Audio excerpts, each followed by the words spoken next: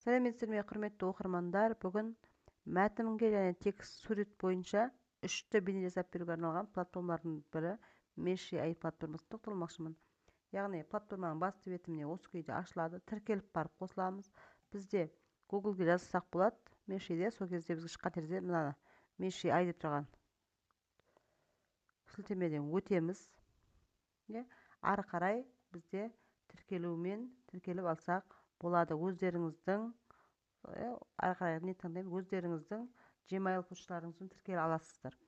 Енді тіркелгеннен кейін бізде басты бет мына күйде шығады. Мына жерге текст жазуымызға болады, мына жерде немесе суретті қоюымызға болады. Енді мына жерге мен қазір текст жазамын. Бұған дейінгі жасалған сурет не көріп тұрсаңыздар, иә, мен бұл жерге яғни қазақы киімдегі ат үстіндегі бала деп жазған болатынмын. Міне маған мынандай бейне жасап берді. Мына жерде 4 нұсқасын ұсынды. Осы 4 нұсқаның ішінен мен өзіме қажеттісін таңдадым.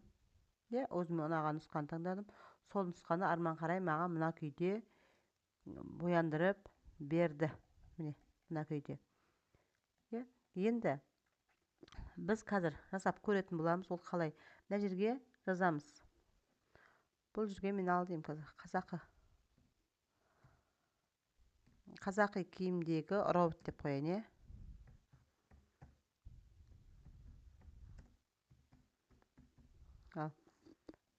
жазып қойдым. Мәтін мына жердің төмен жағында генерировать платформасын шертемін.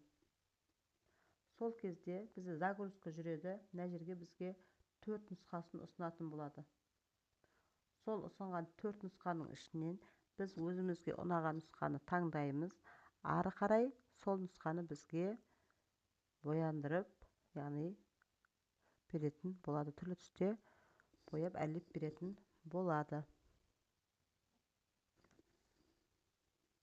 Міне 4 нұсқаны ұсынды. 4 нұсқаны таңдап көреміз қазір. Міне мына күйде бізге жасап берді.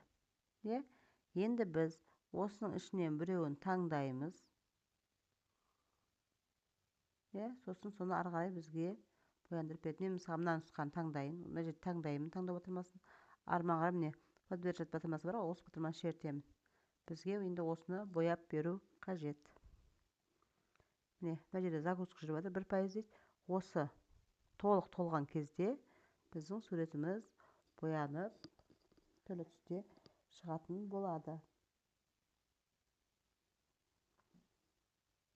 Өздеріңізді сурет бойынша да жасап көрулеріңізге болады. Ол үшін мына жерде изображениедегі жерді таңдап, сол жерден өздеріңіз суретті қоя аласыздар. Сол сурет бойынша бізде 3D нұсқасын жасап беретін болады. Және бір ескеретін жайт, бұл жерде мына жерде кредит беріледі.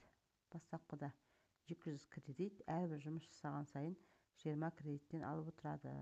Мен тіркеліп, мына аккаунтпен тіркеліп мен бір жұмыс жасаған болатынмын. Міне соның екінші жұмысы, міне уже менде 160 аккаунт қалды. Міне кредит қалды мына жерде. Енді оны таусылып қалған жағдайда келесі аккаунтпен тіркеліп жасай бересіздер. Өйткені біз бұған дейін де DDI-де солай пайдаланатын едік қой, онда да белгілі бір аккаунт берілетін. Келесі аккаунтпен тіркеліп жасай беретінбіз. Дәл сондай қылып пайдалануға болады тегін нұсқасын. Және бұның ақылы нұсқасы да бар. Менің көрсетіп жатқаным тегін нұсқасының мүмкіндігі. Талып болды. Міне осыны ашамын. Қалай болып шыққанын қазір көрсететін боламын.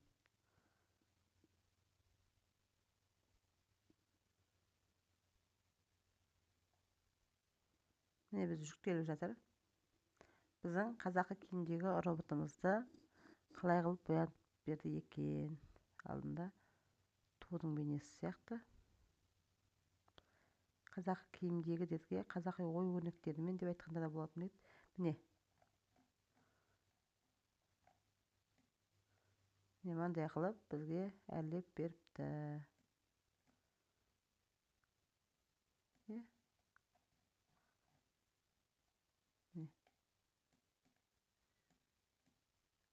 Міне осы күйінде біздің роботымыз шықты. Осылай қылып кез келген бейнені өзіміз 3D үлгіде жасап шығуымызға болады. Егер де сіздерге видео пайдалы болса, каналға тіркеліп, лайк басып, комментарий жазып, сілтемемен видеоны бөлісе отырыңыздар. Енді біз бұны қалай сақтап аламыз? Мына жерде мен скачать деген тұр ғой. Осыны бассаңыздар, өзімізге сақтап алуымызға болады.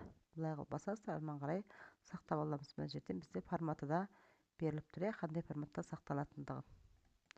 Сондықтан да, егер де видео пайдалы болса, каналға тіркеле отырыңыздар. Міне, мына жерге уже бізде көшірілді сақтау нұсқасы.